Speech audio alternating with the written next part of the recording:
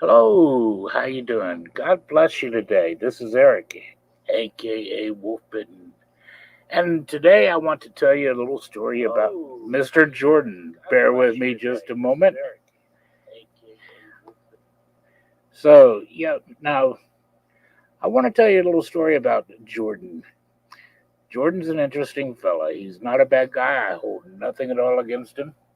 I met Jordan through the Nemesis group that kind of invaded my one of my Facebook groups, a little debate group that we have up. Now, what was really funny, the way we met,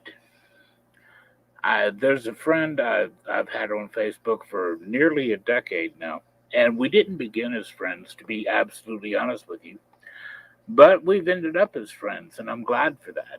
He's a good guy, and he got a hold of me. We hadn't talked in a couple of months, and he got a hold of me and asked me, "Would you be interested in debating somebody?" I said, "Sure." Uh, Michael knows that I really enjoy debating people, so regarding particular subjects. So uh, he set it up, and I joined. I went to his group to debate this fellow named Jeffrey, and I knew nothing about these fellows, nothing at all. So all of a sudden, Jeffrey was saying, "Well, I'm not going to debate in your group, Michael." And so I invited him to our little group because it's set up especially for debate. And Kevin's Biblical Discussions. Hello, how are you? Welcome. So I invited him to join my group and I gave him the link to join. Well, all of a sudden, I kid you not, over 50 people joined like that. Over 50. And I thought, okay, wow. Now, at that point, I set up our first debate um, with this fellow named Jeffrey Broad. And when I set it up, I introduced myself, posted an opening post, introducing the debate between he and I. This little debate group that I've got going is set up particularly for debate, serious debate. So, hello, Cherie J. Good to see you. Thank you. So, in my opening post, I simply said, hello, welcome, Jeffrey Broad. This is going to be a one on one debate between myself and Jeffrey.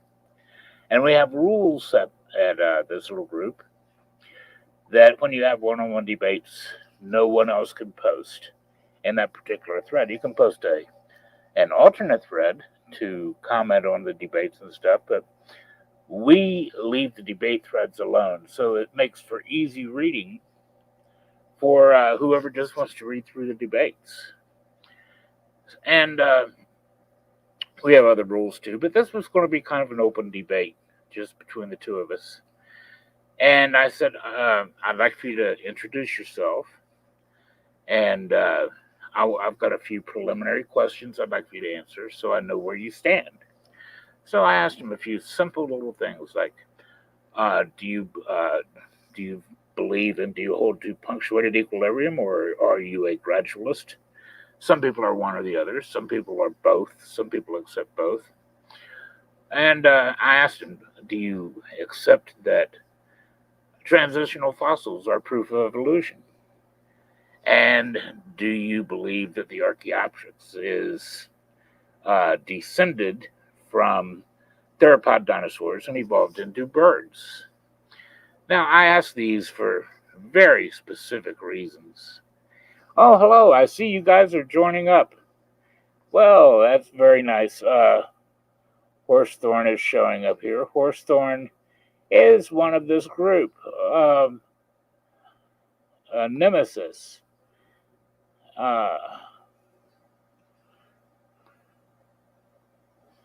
so, Horsethorn, thank you very, very much for joining. He's one of the group that I'm speaking about. And Box, Boox, he's one of them too. I was hoping you guys would show up. You're going to have a chance to come on in a little bit. So, at any rate, Jordan wanted to set up this, or excuse me, I'm getting a little bit ahead of myself. So Jeff, he posts on the thread, and he just blows right by the opening post. He doesn't introduce himself. He doesn't explain whether or not he is a punctuationist or a gradualist. So, at any rate, I posted a second thread, and I said, okay, let's try this again. And I introduced myself, I asked the same questions, and he blew right by it again. He simply, evidently, doesn't understand what a debate is. So at that point, I posted a thread and I explained, called him into it, and I explained to him this is not how we debate here, and I explained a little bit about the rules. And then I asked him if he would go ahead and explain his positions, and he just wouldn't do it. He didn't understand what he was supposed to do. So, hello. Yes, other people did see that debate, and they know I'm telling the truth. So, at any rate,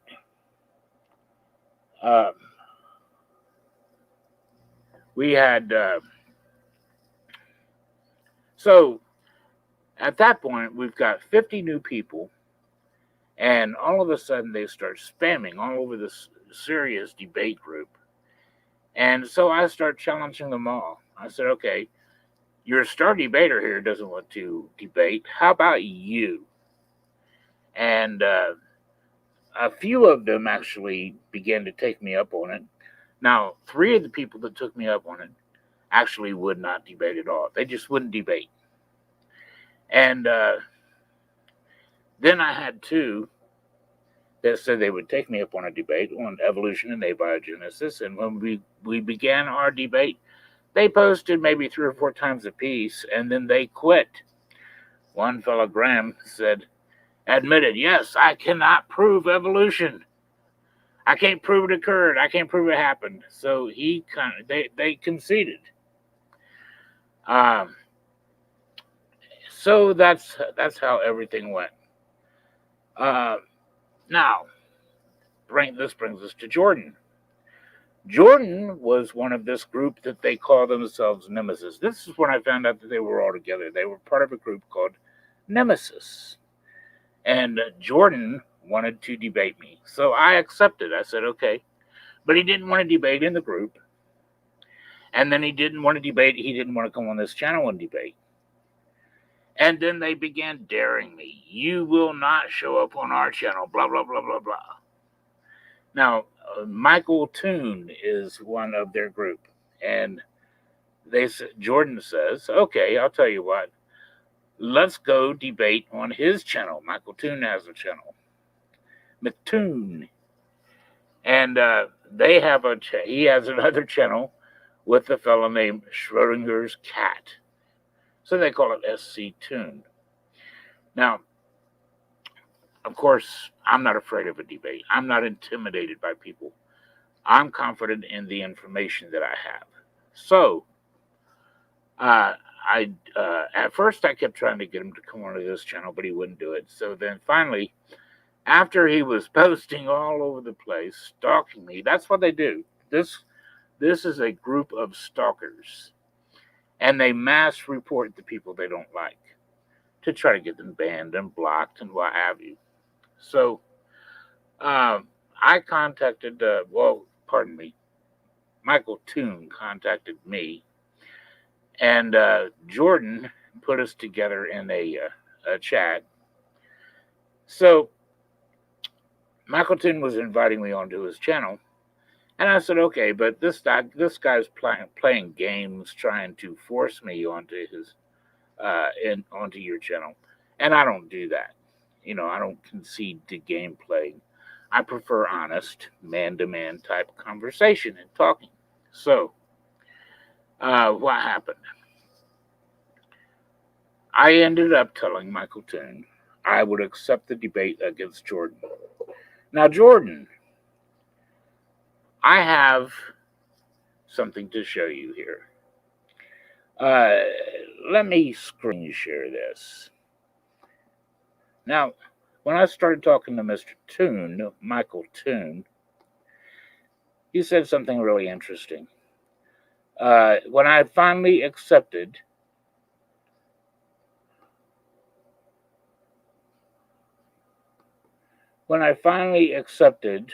what he was, when I finally accepted a debate on his channel, he said, "Okay, uh, what would you mind debating J.L. Warren?" Now, at first, the name didn't strike me. Who is J.L. Warren? I wasn't sure who that was. So, J.L. Warren, it happens to be,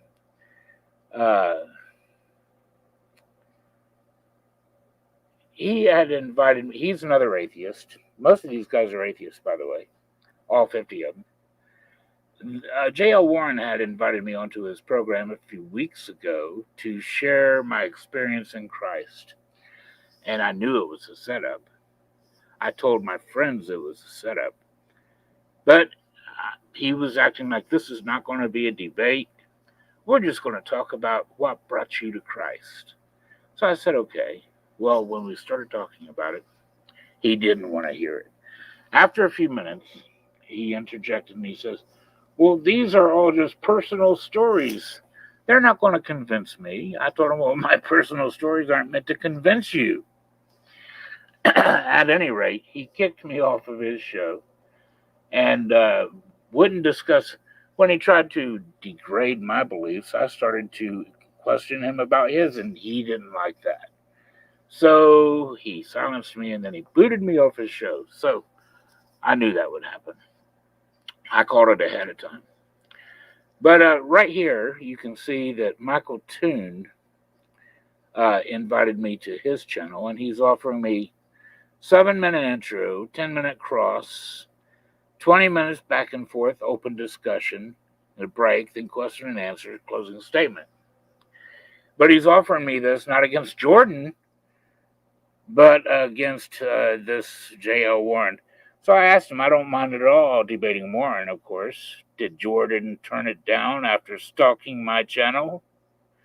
And I asked him, who is this Warren dude? Because quite honestly, I forgot who he was. By the way, let me let Michael TOON know that we are live right now. There's a little, there you go, mister. And so he says, J.L. Warren, you've been on his channel before. Okay.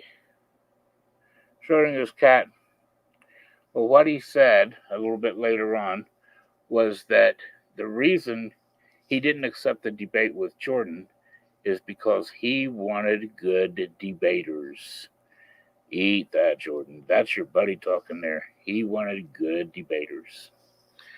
So anyway, we have a show last week. And on this show, Jordan tried to impersonate other people, and he came on, which was really entertaining, let me tell you. So while the first time he came on impersonating somebody, he made a few comments. The second time he came on, he was making some hilarious comments. Let's in short, these numbers that you're giving are your interpretation of this. No. So right here, we have Jordan speaking, and he's talking about the numbers that I'm presenting. Now, this is specifically talking about the numbers that Mary Schweitzer gives regarding her test on how long can you preserve soft tissues, and like collagen, for instance, proteins, blood proteins, and etc. Because of the proteins and etc. that were found in supposedly 80 million year old dinosaur bones, 65 million year old dinosaur bones. Mary Schweitzer found this protein in both the T Rex and bone and a hadrosaur bone. She found 2 of them herself. Other people, lots of people have been finding these things. As a matter of fact, people don't realize this, but they've been finding these bones since the 1960s with soft tissue in them. And they've been keeping this from us until into the 2000s. 2014 was when Mary came out with her last paper on the possible preservation of soft tissues using iron from uh, the hemoglobin of an ostrich blood. So, at any rate, you're going to find here at the, if you look at the last program that we did, at 212:28, Jordan actually, there was a lot of things about this paper he didn't understand. And he's coming on trying to talk about this paper and talk about evolution. And he's just saying all kinds of stuff that he just doesn't understand. Now listen to this. You can Google. This is me. If you Google collagen half-life and cartilage, you will find that the half-life is 117 years. Now listen to this. Of collagen that is found in cartilage. Excuse me, but I don't think this paper is actually trying to preserve the carbon inside of the tissue. I think it's just trying to preserve the tissue. Now you see right there, he doesn't understand the difference between collagen and carbon. When I specifically mentioned the collagen, and everybody that knows anything about this, that's read any of Mary's articles or seen any of her interviews, they know that blood vessels, possible red blood cells, and collagen are some of the things that they have found in these red dinosaur tissue, in these dinosaur bones. But he doesn't understand the difference between collagen and carbon. He thinks I'm talking about carbon. Well, let's carry on. Actually, two different things. What she did, she was testing this to see how long various proteins could be preserved. Okay. Now, so why are you using carbon? I'm not using carbon. No. You are saying that because carbon 14's half-life is 117 years. Now he says something. Because you're saying that carbon's half-life is 117 years, carbon 14, pardon me, does not have a half-life of 117 years. Collagen does, and that's what I was talking about. And I was very specific. I said collagen has a half-life of 117 years. But he's saying that carbon 14 has a half-life of 117 years. Carbon 14 has a half-life of 5,270 years, give or take, or 5,730 years, I'm sorry, give or take 40 years. So it's not a 117-year half-life at all. To say carbon 14 has a half-life of only 117 years is just ridiculous. We use it to date things that go back 50, 60,000 years. So here we go. No, you misheard me. I'm sorry. Now I'm trying to be kind. Yeah, I'm trying to be kind. This evening, when he was on trying to impersonate somebody from England or something, he was actually the first one that came on that was talking science and speaking civilly. So no matter how many things he got wrong, I was trying to be kind to the fella. And here we go. 14's half-life is 5,730 years, give or take 40. I must have misheard you. But I'm talking about collagen. Collagen was one of the proteins that they found in these soft tissues. Okay. Now, what I was saying is, we have different types of collagen. Okay.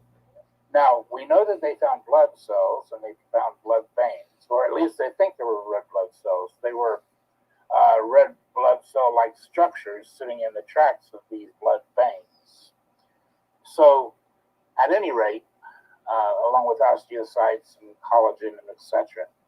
Now, vascular collagen, if I use that as an example, it's only got a half-life of 60 to 70 days. Vascular collagen has a half-life. Right. Now, here's something really interesting. Jordan is trying to talk this science with me, and he doesn't even know that biological tissues like DNA and collagen and blood proteins and etc. all have half-lives. Now, let me show you something here. We're going to open something from nature.com. And from nature.com, you have this. And if anybody wants the link, just feel free to ask anytime. Send me an email, drop a link in, or drop a question in the comments and at the end of the program, and I'll be happy to post these up. As a matter of fact, I'll put the links in the description when I'm done. But nature.com, it says, by comparing the specimens' ages and degrees of DNA degradation, the researchers calculated that DNA has a half-life of 521 years. Then from PubMed, the half-life of cartilage collagen, now this is a peer-reviewed paper, by the way, was calculated to be 117 years. And that's what I go with. When I do these calculations, I'm not being cheap. I could see what they found were blood vessels that had possible blood cells, red blood cells in them. I wasn't cheap. I didn't use vascular collagen. It only has a half-life of 60 to 70 days. I'm sorry. But what I'm using is collagen that comes from cartilage. It has a 117-year half-life. So when I use these calculations that come from Mary's paper, saying that she had an increase, she was able to get an increase of 200-fold. When you do the math, at the end of 10 half-lives, which is 1,170 years in this case with collagen from cartilage, if you multiply that 200-fold, you have a half-life of, you have a possible age of these bones being only 234,000 years. That's the oldest these bones can be. And there is no test out there that's been run that proves to give you more than a 200-fold increase. None. Zero. Nada. It's just not there. So, these bones cannot go back 65 million or 80 million years. To get these bones to be 80 million years old, she would have had to have had an increase of 680,000-fold. 680,000-fold would have brought this 117-year half-life to 80 million years. She surely didn't get that. 200-fold is all she got. So we have 3 lines of science that proves these dinosaur bones cannot be this old. Cannot be. So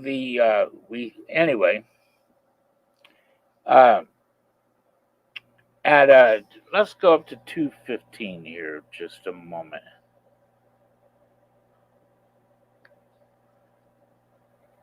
Stability. So they have longer half-lives. See, here's the problem, is that it does not say that in this. And I don't see anything about half-life of collagen anywhere in this paper. Well, that's because it doesn't give you the half-life of collagen. But we do know. So again, we're off of the paper that we're supposed to be talking. No, we're not. Now, I want to read a couple of things here. Okay. This is from Earth Magazine, and it's one of the articles that covered Mary Schweitzer's find. And you can find this all over the place. You can find this information in Mary's interviews. You can find it in several of the articles that were written about this. Since the initial discovery in 2005, Schweitzer's team has published dozens of studies identifying collagen, blood vessels, hemoglobin, proteins, and myosin, and molecules called histones, and not to mention osteocytes rather, that help package DNA in the 68 million year old T Rex and the 80 million year old hadrosaur, both found in Montana. So, all of these things tell you what she found. She found, I'll read that again, collagen, blood vessels, hemoglobin, and then various proteins that go along with that. So, let me explain something about a peer-reviewed paper. When Mary posted this peer-reviewed paper about testing the proteins to see how long she could make them last, Mary isn't one, nobody writes these papers in such a way that they are walking a kindergartner from kindergarten science to junior high school science. They're not doing that. They're expecting that the people who read these papers already understand what she found and why she's running these tests on these various proteins. Collagen itself is a protein. So, why are they doing it? Why don't they explain these things? Because they're assuming already that people know what they found and what this paper is about. And what they are doing, they are detailing the test. She's telling how she ran this test. That she ran this test on the blood proteins that have a half-life of like 3 days or so, and that she was able to extend that half-life, extend that from 3 days to a little over 2 years. And that gives us a increase of 200-fold. So when people write these articles, Jordan, they expect that you already know something about this. That's why you're not going to find every little detail in them. Now, if we go on to 1730, 2 hours, 17 and 30 seconds, you're going to find Jordan challenging me to a debate. Because I don't have it right in front of me.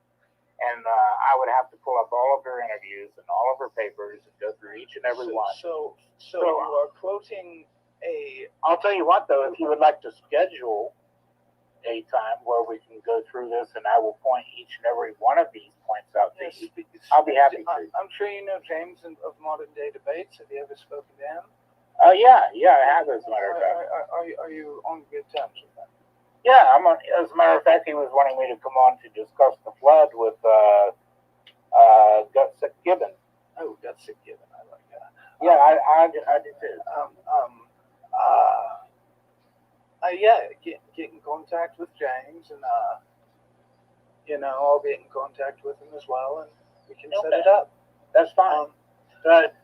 So, right there, I'm trying to explain to him. We've already been into this program like over 2 hours, 2 hours and 18 minutes. I wasn't about to pull up all these references, but I offered to bring him back on the show, and I want you to notice the name he's using. He's using under the name of Run Scared. So, at any rate, I invited him to come back on the show, and we would go through every one of these points, and I'll point out every one of the points that I'm giving here about the 117-year half-life of collagen, the fact she found collagen, and I was going to take the time to actually educate him on this and show him what she'd actually found. And these biological tissues do have a half-life, and that, when you do the math, they don't have time for evolution. They don't have 80 million years. They don't even have 1 million years.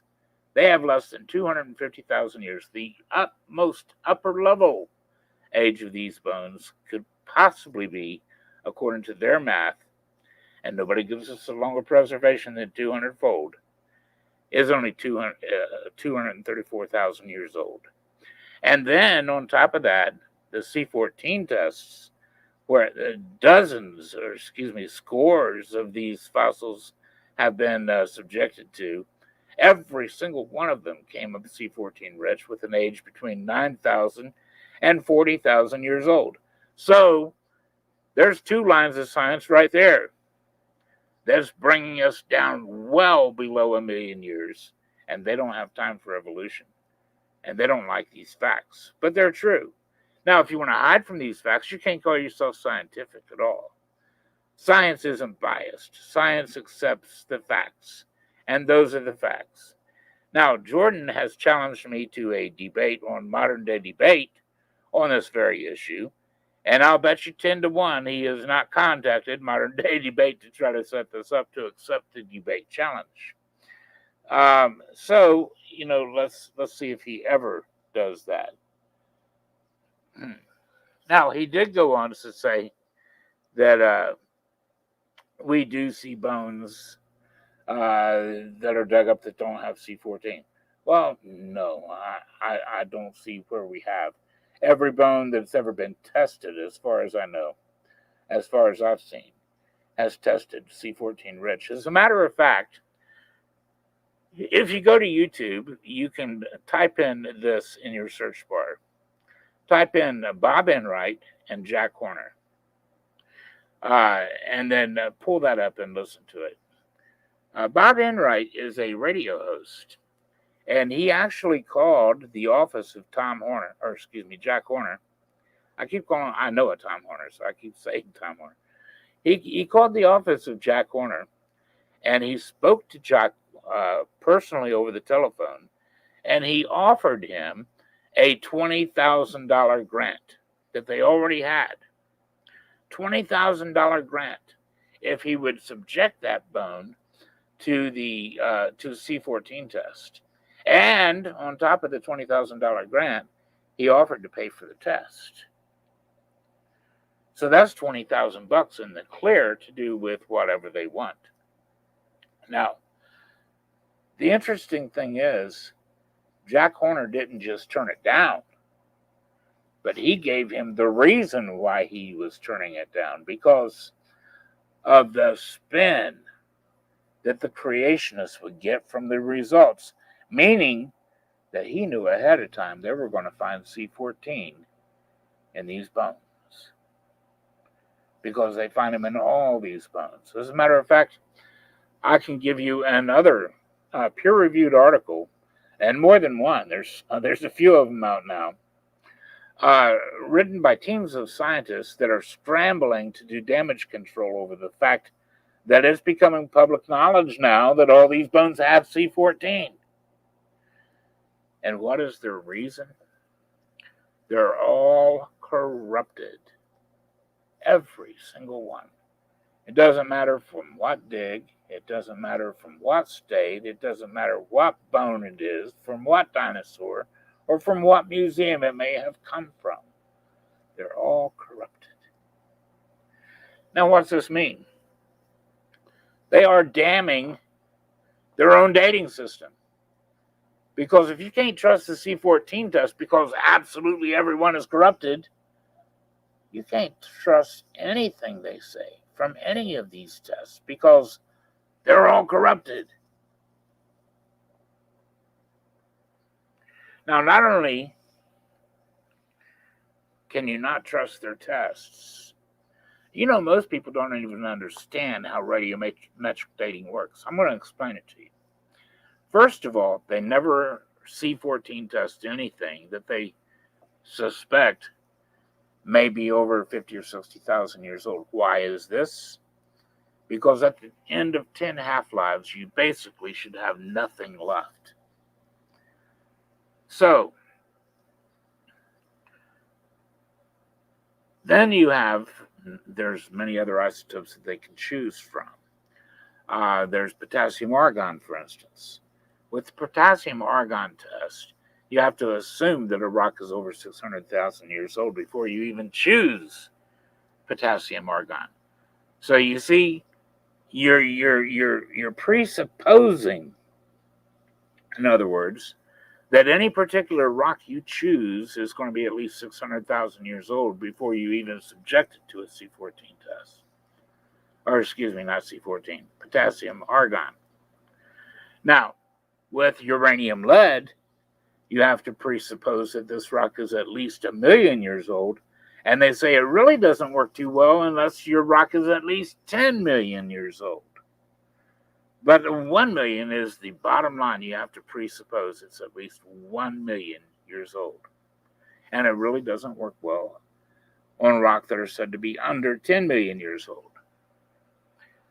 So we've got some real problems here with these radiometric dating tests anyway.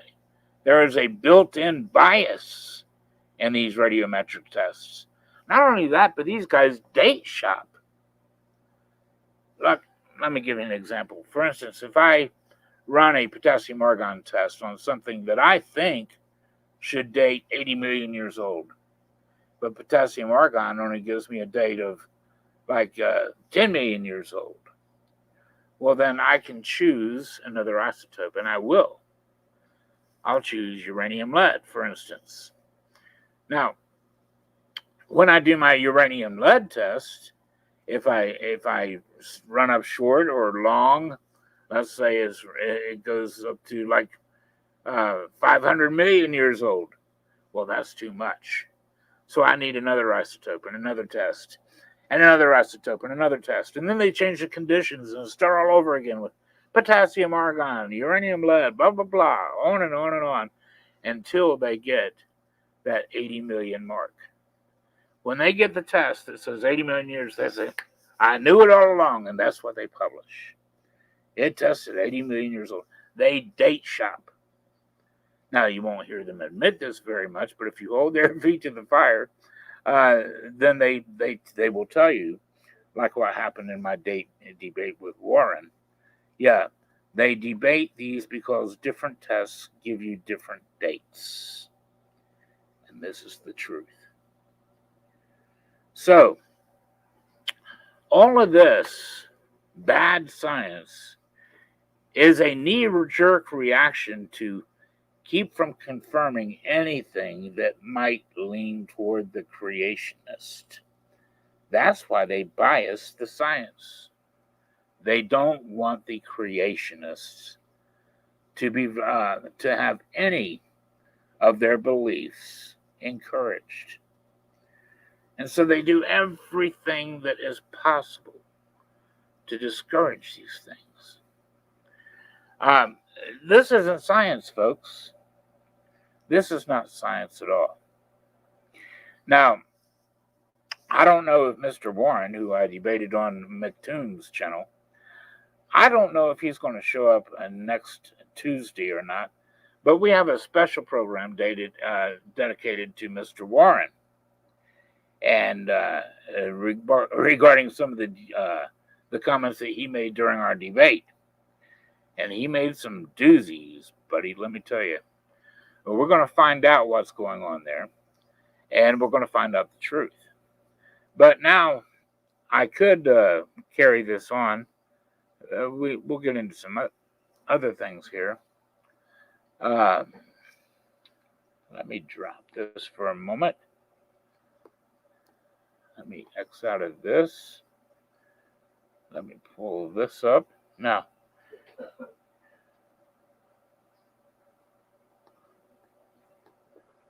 okay. So, let's see who we have in the audience. Let me see. We have, okay, Jordan, I don't know if you're there or not. We have Geology Girl, Horsethorn, and Boax. Now, these guys are with Nemesis. Now, their superpower doesn't happen to be debate or discussion even. Their superpower is mass reporting. And speaking of which, Monday, we're going to do a program on their threats. I'm going to actually show you some of the threats that they've made. And I hope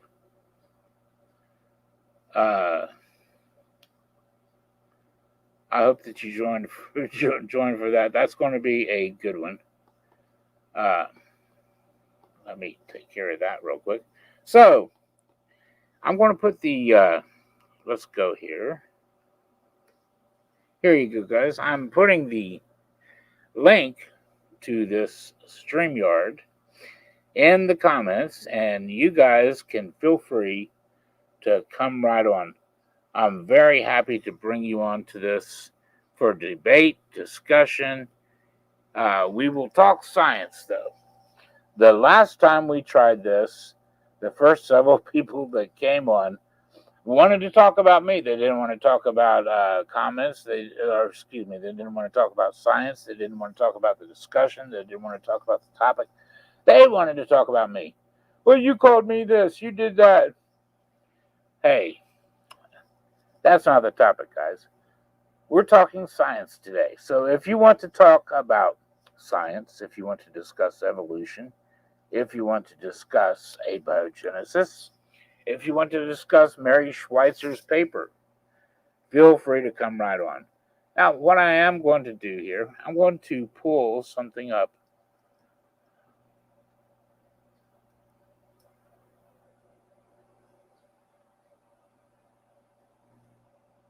So, I want to share this guy. I want to hear about creation and why you think it's real, Boax is saying. Now, I'm happy to do a show on that anytime. And you're welcome to come on as my guest. And we will debate that. I'll be happy to debate that with you.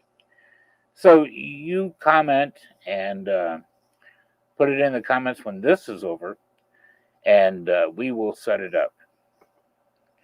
So until then, I'm going to share something with you from Mary Schweitzer.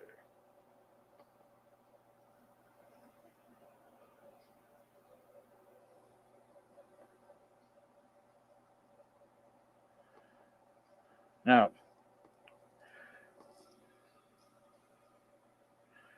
this is the abstract.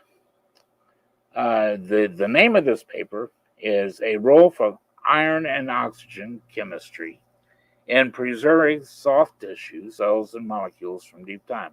Now, that paper is from 2014. And when you go down to the abstract, here's what we see. She's suggesting a role for iron in both preserving and masking proteins in fossil tissues. Hemoglobin increased tissue stability in her experiments more than 200-fold from approximately 3 days to more than 2 years at room temperature. In an ostrich blood vessel model developed to test post-mortem tissue fixation. So she's saying how long after these proteins can last in a dead animal. Now she was able to get 200%. Let me explain the 3 days to 2 years. What happens is there's many different types of proteins in our body. Some of the proteins within the blood only have a half-life of 3 days. So she's testing some of these proteins, and she was able to preserve them from 3 days to a bit over 2 years. Okay, so giving us a increase of over 200-fold. Now, we go on down here to the introduction, and this is what's really interesting. Okay, I'm going to read this verbatim. You're going to find out some things that you probably didn't know, and most people don't even understand when they read this, what it's saying. Preservation of structures in fossils that were not originally mineralized in a living organism is uncommon, but it is represented in microbes, plants, and animals in disparate environments throughout the fossil record. Now, what's this saying? That's saying that they actually find bones that are not completely fossilized. They find bones that are not completely fossilized. They're not completely mineralized. Now, she says we don't find it often, but we find it in microbes that are not completely fossilized, plants that are not completely fossilized, animals that are not completely fossilized throughout the fossil record from the Mesozoic. Soft tissue structures, now this means that they should be at least 65 million years, maybe a couple 100 million years old. That's impossible, folks. For centuries, something like that was considered impossible. And yet, we find here, I'm going on, soft tissue structures retaining some aspects of the original material. These bones contain some of the original biological material and thus not completely replaced, have been described in Mesozoic fossils from as early as the 1960s. Why did we not hear about this until 2005 and this paper 2014? Why did we not hear about this? This is the first we ever heard about that 2014. This means that for like over 50 years, this was hidden from you. This was not publicized. This was hidden from the public. Why? Because it messes up evolution. If you have bone from dinosaurs that can't be over 250,000 years old, you do not have time for evolution. Why do I say that?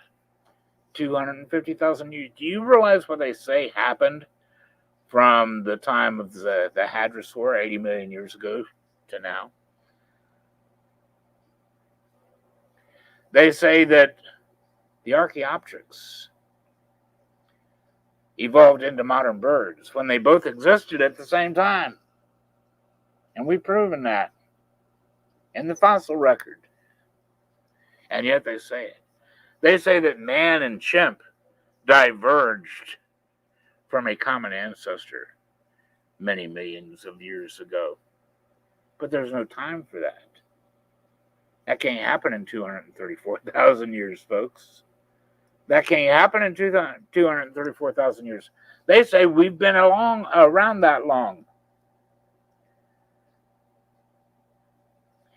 They say that the Pakicetus, a land-dwelling mammal, evolved into a modern world. The Pakicetus is the size of a dog, had 4 legs and a tail, and they say in 16 million years that evolved into a modern whale.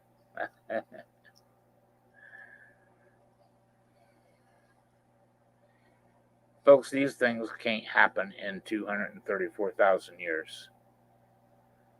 That's not going to happen. So we don't have time for evolution.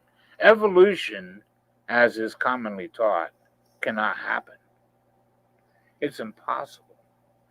And it's these lines of science that prove it. But these people, they're purveyors of pseudoscience. That's all they are, purveyors of pseudoscience.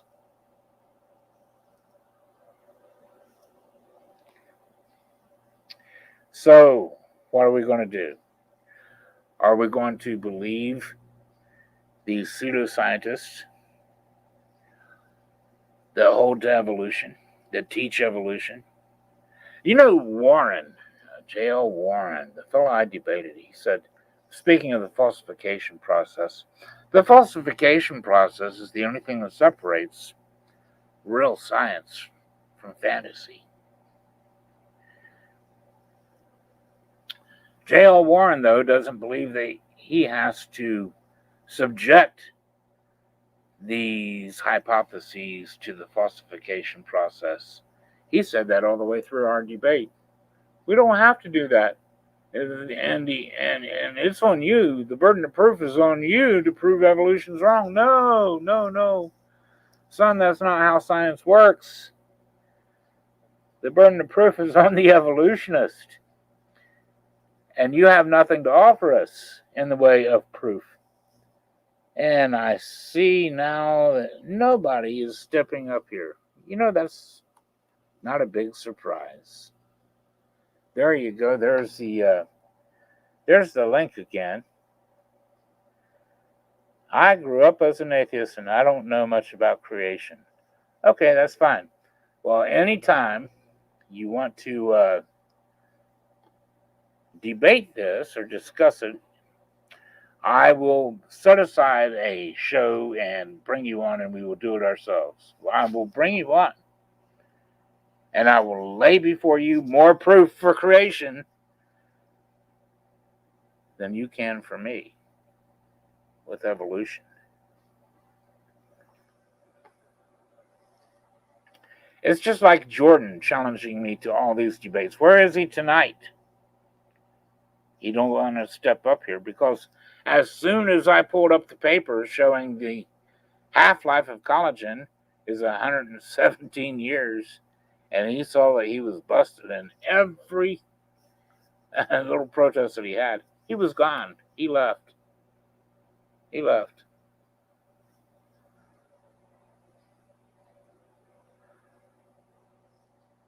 So, what are we going to do? We're going to reject the theory of evolution as pseudoscience. We're going to reject these postulations as pseudoscience, unfalsifiable science. The things that can be falsified in regards to evolution have proven their theories untrue. Now,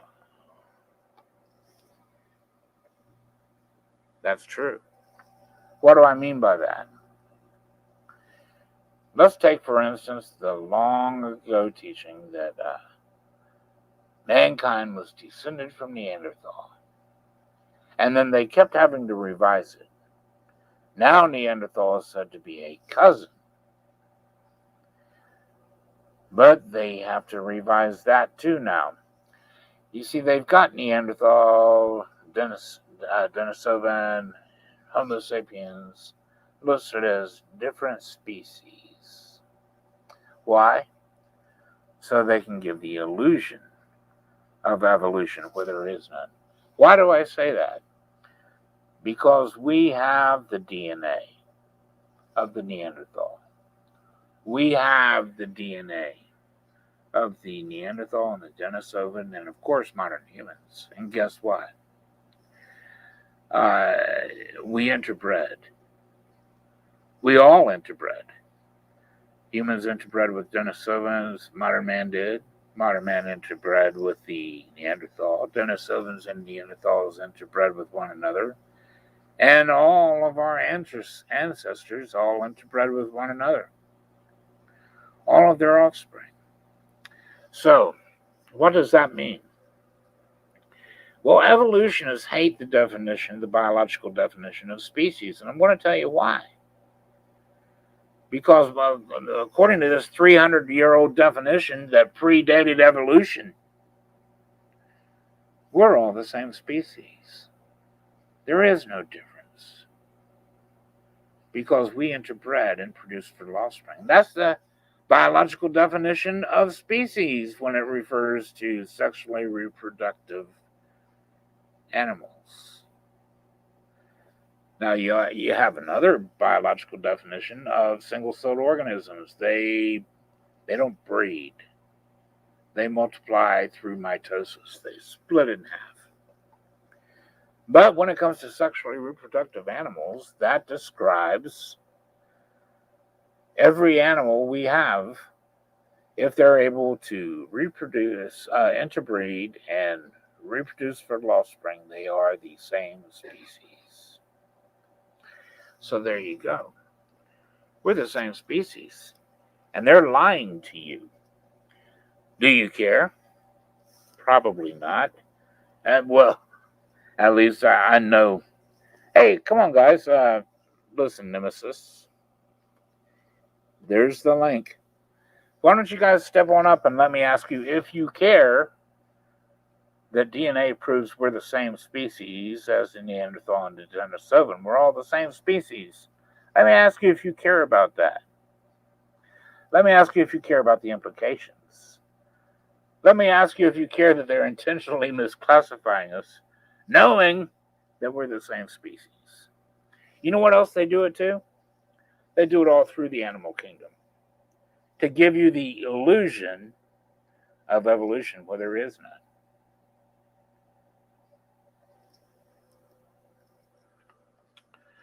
Coyotes, wolves, and dogs. Coyotes and gray wolves are classified as different species. Gray wolves and dogs are classified as the same species. And yet, we have coy dogs and we have coy wolves. Why do we have coy dogs and coy wolves? We have coy dogs and coy wolves because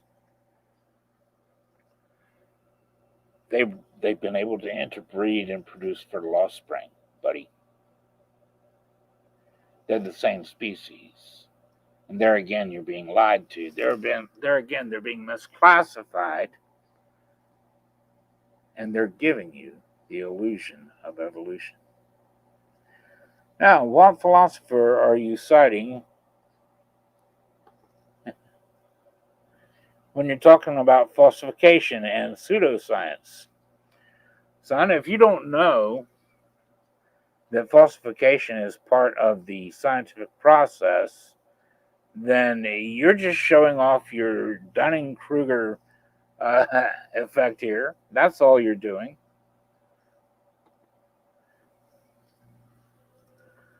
Falsification is the most important part of science because it's the thing that separates fact from fantasy. It separates science from pseudoscience. It separates science from science fiction. If you're not able, if there is no, let me explain what falsification is for my Nemesis friends here. Falsification is this. You have to be able to test your hypothesis in such a way that it can be proven wrong. It can potentially be proven wrong.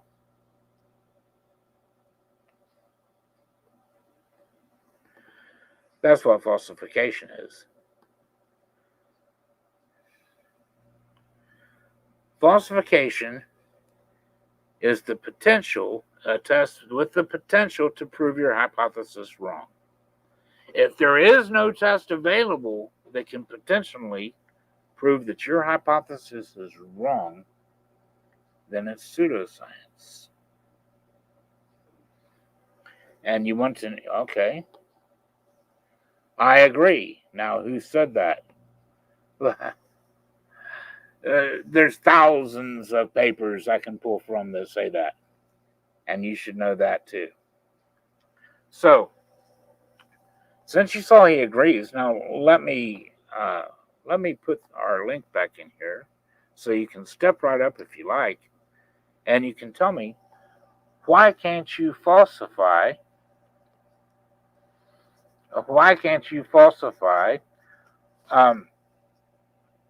transitional fossils, for instance? Why can't you falsify the theory, the hypothesis, because it's not a theory, it's a hypothesis? Why can you not falsify the hypothesis that the modern bird is descended from the Archaeopteryx, and that the Archaeopteryx is descended from theropod dinosaur? Why can you not do that?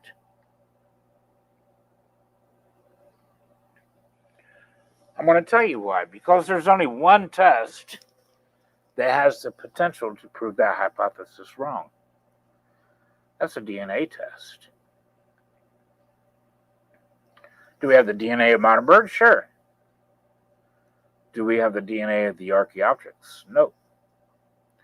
Do we have the DNA of the theropod dinosaur? No.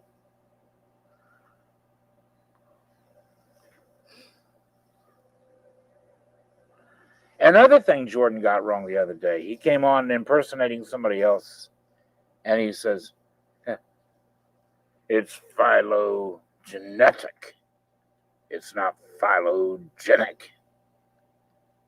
Because I was talking about phylogenetic trees. You see, you pseudoscientists out there that are evolutionists, you hold to this.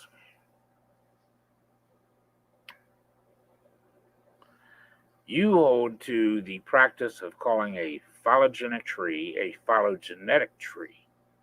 There is a difference between phylogenics and phylogenetics.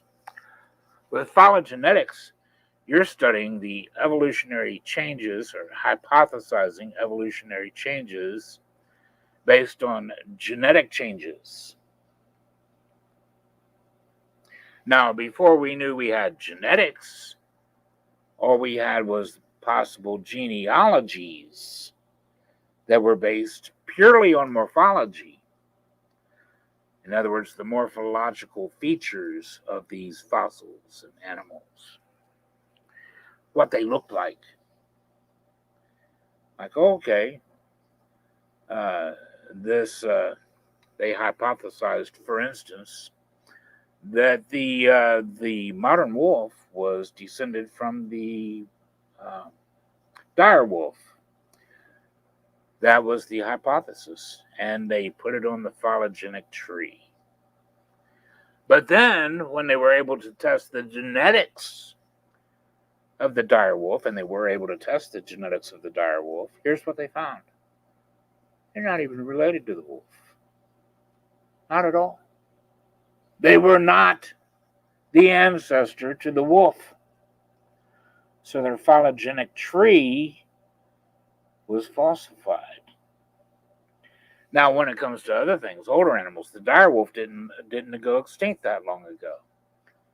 But when it comes to other things like dinosaurs, the Pakicetus, and the Archaeopteryx, this sort of a thing, you don't have the genetics to test it. So you don't have a phylogenetic tree. You can call it that all you like. You don't have their genetics.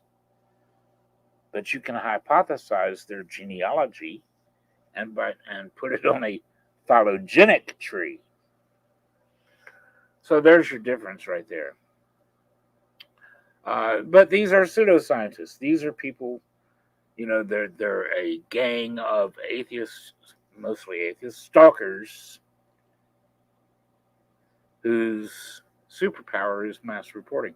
And we're going to do a show on that this coming Monday, I believe it's listed for. Watch for that. And if you're a Christian, we have a couple of shows coming up this weekend. There's going to be some excellent studies, Christian studies. I invite you to come for that. But now, if you want to see how this group operates, though, I'll be posting some of their threats. And these threats don't bother me. What are they threatening? They're threatening to stalk me and do mass reporting. Boo. Scary. Oh. Okay. I don't care. You see, you can't intimidate me. I don't care if I never get to post on Facebook again. That wouldn't bother me at all. Okay, so go right ahead. I wouldn't care if YouTube took down my channel and I had to start another one all over again. It wouldn't bother me at all. It wouldn't. So, mass report all you like, guys. It's all you got. Look, I keep putting this. There you go. There's the invitation link to come on into the program, discuss this. Their superpower is not discussion. It's not intelligent discussion. It's not intelligent debate. Their superpower is stalking and mass reporting. It's all they got. And let me tell you who they do debate. They seek and destroy flat earthers. Ooh, scary. That's what they do. They harass them. They seek them out. They harass them. They mass report them. They stalk them day and night. That's what they do. It's not much of a superpower, guys. That kind of garbage is just crazy. That's weak. That's beyond weak. If that's all you have, I'd be ashamed to show my face anywhere.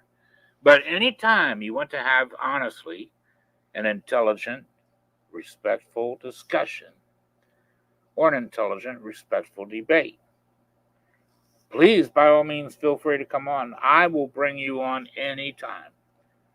And we can set aside debates for science. We can set aside debates for God. Whatever you want to do, I'll bring you on. I don't care.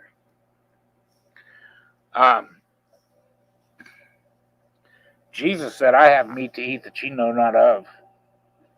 Well, you see, I got things that you guys know not of, and that's your kryptonite, the truth. That's why they had to protect poor Warren in our debate and renege on our agreed format. They had to muzzle me and rephrase my questions and keep interrupting every time I was holding Warren's feet to the fire in our cross-exam. I was muzzled for most of that as Warren got to keep going on and on and on and on, eating up all my time. And you see, in a cross-examination, if you've ever seen a debate with cross-examination, you rapid-fire the questions. Boom, boom, boom, boom, boom.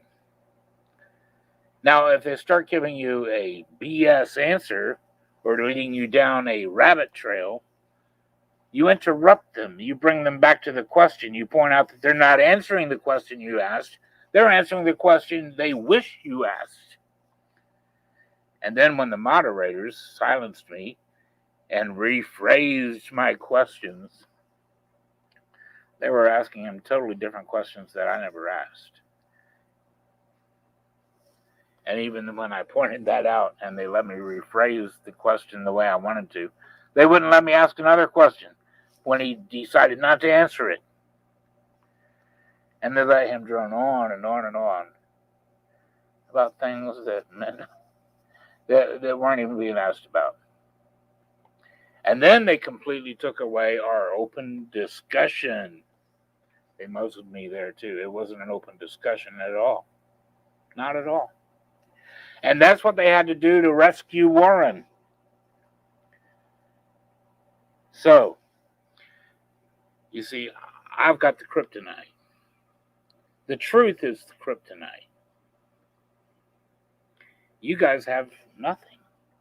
You have pseudoscience that's easily proven wrong. That's all you got, my friends.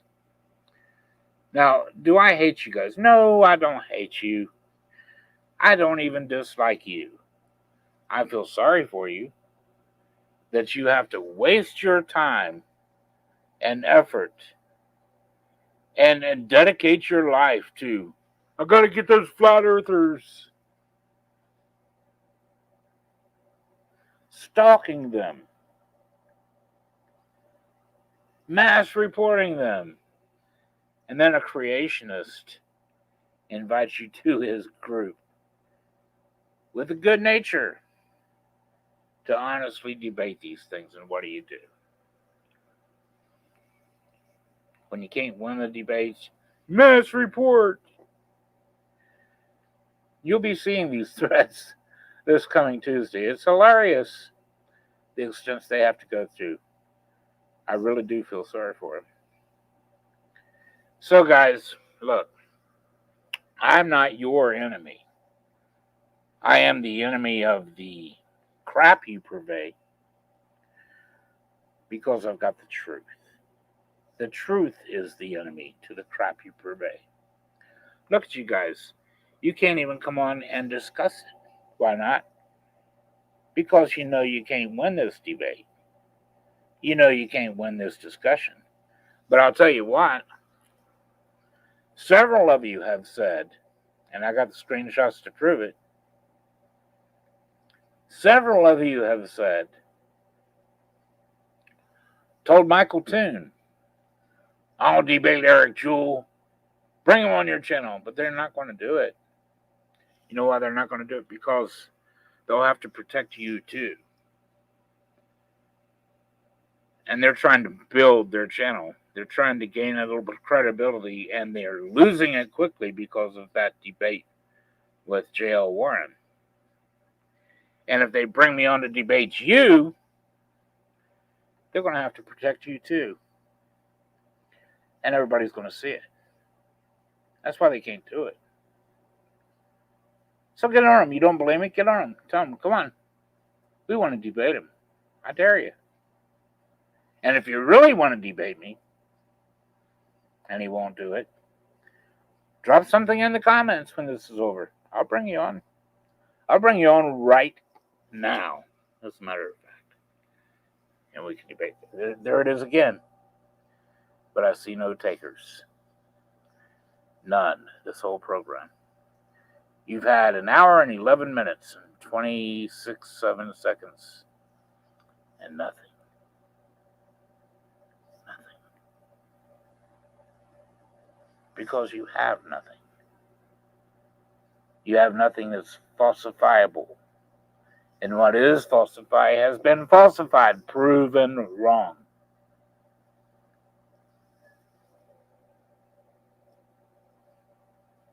He says, look up Karl Popper's stance on creation. I don't care about Karl Popper's stance on creation.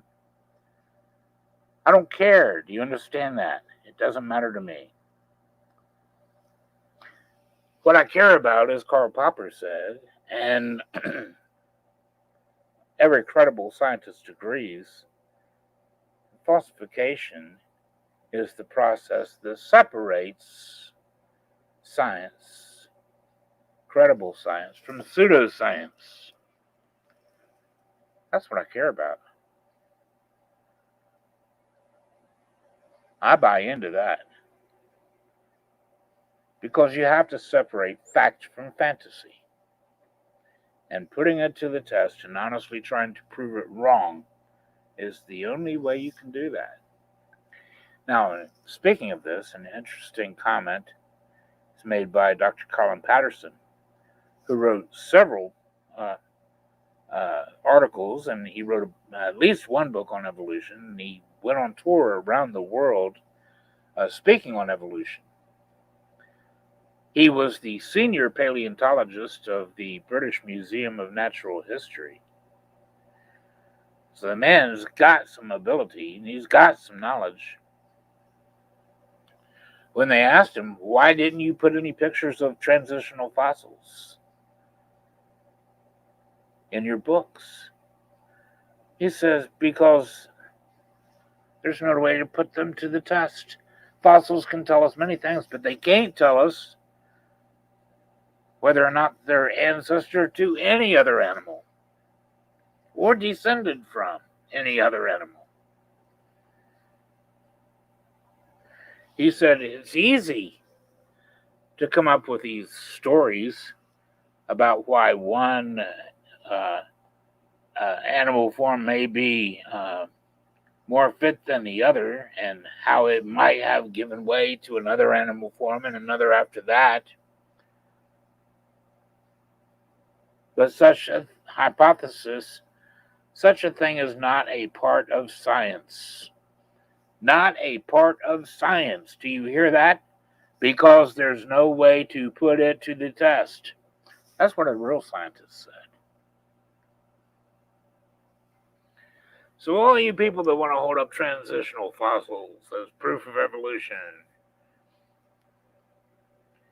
some of these morons, they say, well, look, we looked at this bone, we looked at this animal, and look, it's got features of this animal and this animal. So it's obviously an intermediate between the two.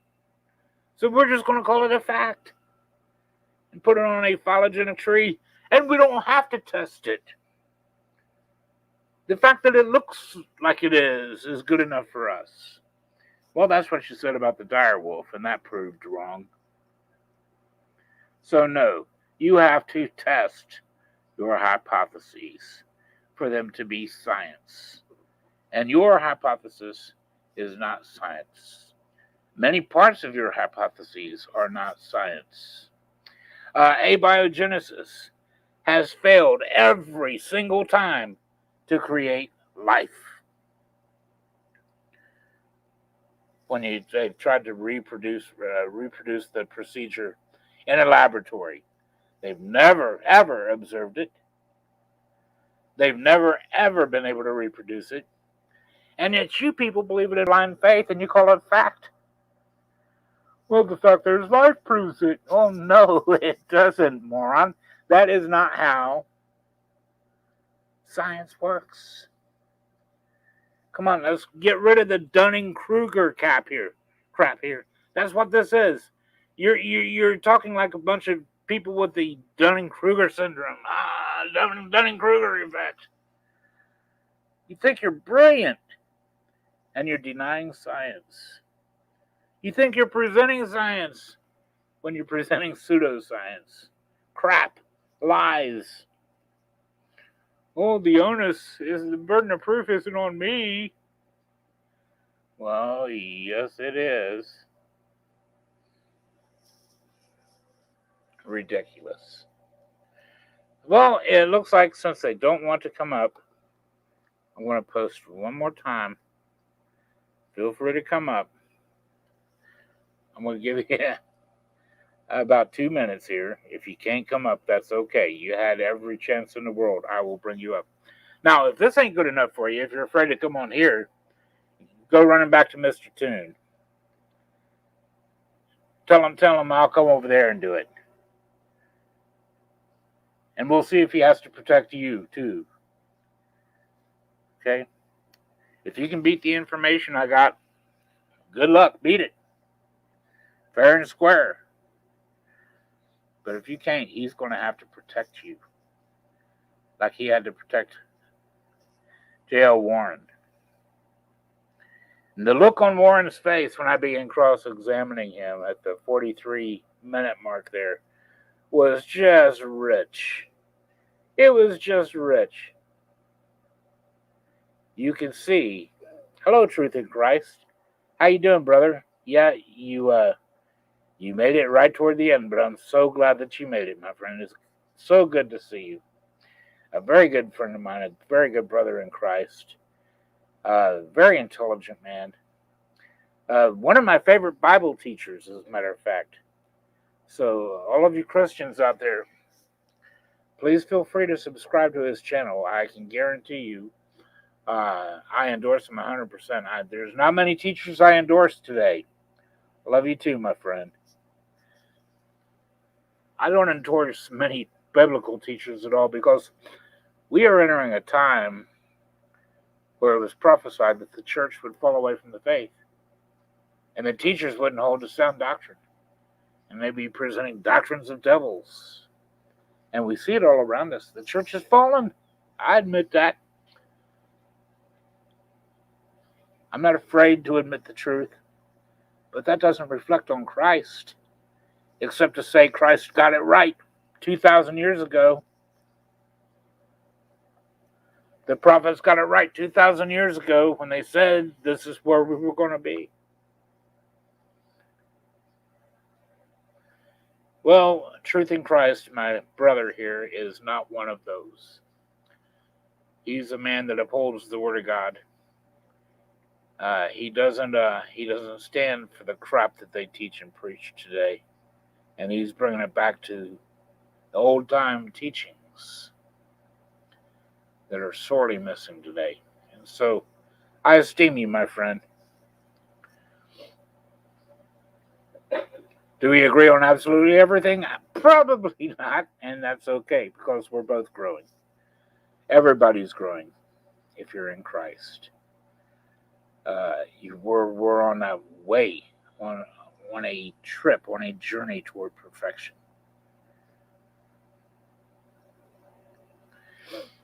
So, my friends, God bless you all. I'm going to call this an end. It looks like our friends from Nemesis are not wanting to step up, and that is okay. Yeah.